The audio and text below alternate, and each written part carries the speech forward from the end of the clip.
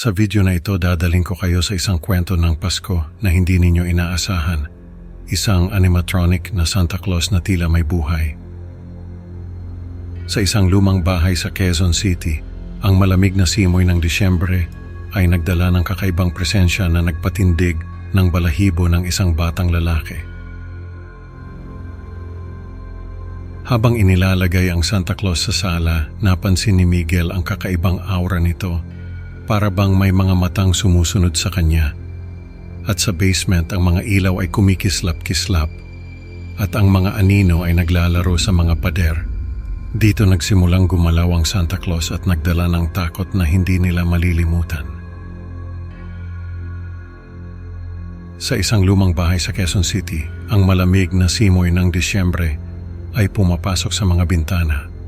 Ang mga ilaw ng Pasko ay kumikislap sa labas. At ang mga tunog ng mga carolers ay maririnig sa malayo. Si Miguel, isang batang lalaki na may mga mata ng kuryosidad, ay tumutulong sa kanyang mga magulang na maglagay ng mga dekorasyon. Ang kanyang ama ay naglalabas ng isang malaking kahon mula sa attic. Miguel, ito ang paborito ng lolo't lola mo. Sabi ng kanyang ama habang binubuksan ang kahon at inilalabas ang isang luma at kalawangin na animatronic na Santa Claus. Ang tagal na nito pa, parang hindi na gumagalaw, sabi ni Miguel habang pinupunasan ang alikabok sa Santa Claus. Pero parang buhay pa rin ang itsura niya. Habang inilalagay ang Santa Claus sa sala, napansin ni Miguel ang kakaibang aura nito. Para bang may mga matang sumusunod sa kanya. Ngunit binabaliwala lamang niya ito.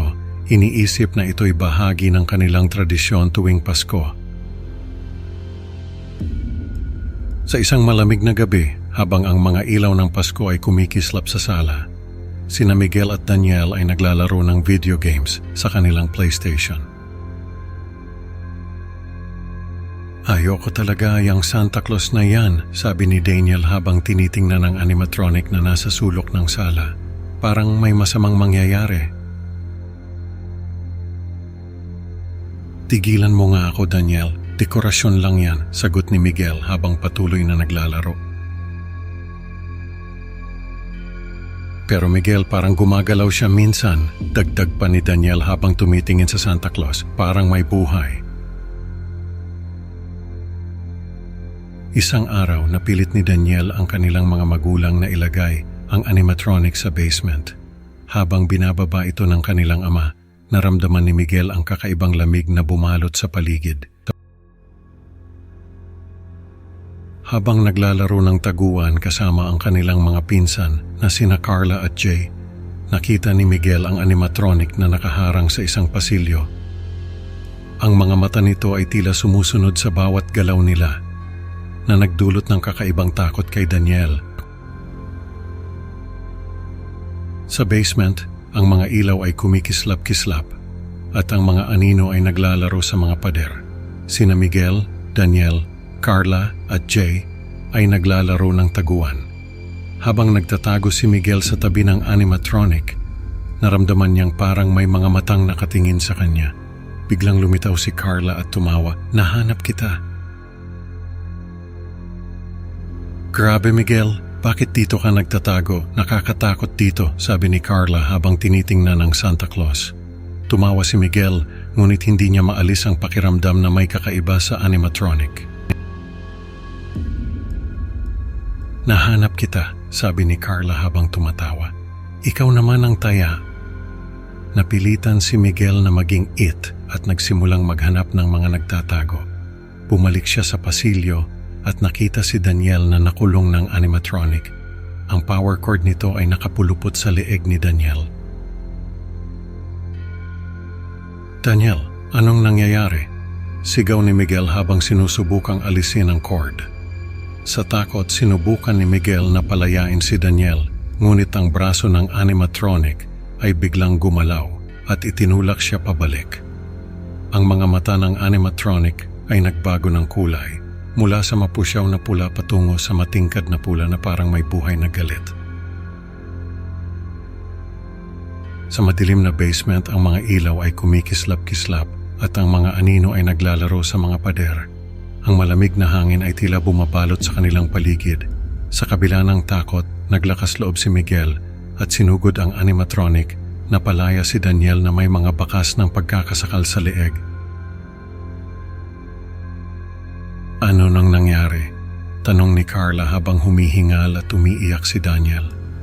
Hindi ko alam, bigla na lang gumalaw yung Santa Claus, sagot ni Daniel habang hinahaplos ang leeg niya. Tumakbo sila patungo sa kanilang mga magulang at ikinuwento ang nangyari. Ngunit ang kanilang mga magulang ay hindi naniwala sa kanilang kwento at pinarusahan sila sa kanilang di umano'y kapusukan. Hindi kayo dapat naglalaro sa basement, sabi ng kanilang ina. Aksidente lang yan. Pero ma, parang may buhay yung Santa Claus. Pilit na paliwanag ni Miguel, ngunit hindi pa rin siya pinakinggan. Ang animatronic ay muling itinago sa basement, ngunit para kay Miguel at Daniel, ang takot ay nanatili at hindi nawala. Sa bawat Pasko, nararamdaman nila ang malamig na presensya ng animatronic na tila nagbabantay sa kanila.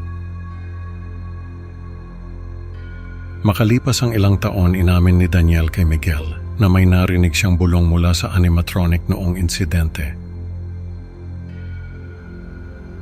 Makalipas ang ilang taon, sa isang tahimik na gabi ng Disyembre, sina Miguel at Daniel ay nag-uusap sa sala habang ang mga ilaw ng Pasko ay kumikislap sa paligid. Miguel, may sasabihin ako, sabi ni Daniel habang tinitingnan ang animatronic na Santa Claus. Noong insidente, may narinig akong bulong mula sa animatronic. Ano nang sinabi?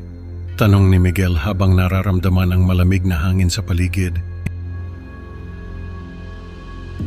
Sabi nito, isaksak mo ako. Sagot ni Daniel habang nanginginig ang kanyang boses. Hindi ko alam kung anong ibig sabihin nun, pero natakot ako. Baka naman guni-guni mo lang yon, Daniel, sabi ni Miguel. Pero ramdam din niya ang takot.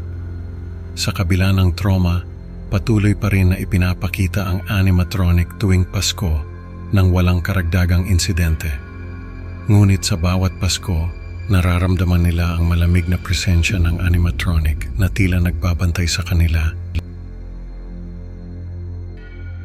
Sa isang malamig na Disyembre, si Miguel ay nagpasya na ipagpatuloy ang pagpapakita ng animatronic kapag ito ay napasa kanya. Naniniwala siya na ang pagpapanatili nito bilang bahagi ng kanilang dekorasyon tuwing Pasko ay maaaring makapigil sa anumang hinaharap na kapahamakan. Kailangan natin itong ilagay, sabi ni Miguel habang inilalagay ang animatronic sa sala para sa kapakanan ng tradisyon. Habang nagmamasid si Miguel sa animatronic, naririnig niya ang isang bulong mula rito. Isaksak mo ako, na nagiiwan ng takot at pag-aalinlangan sa kanyang puso.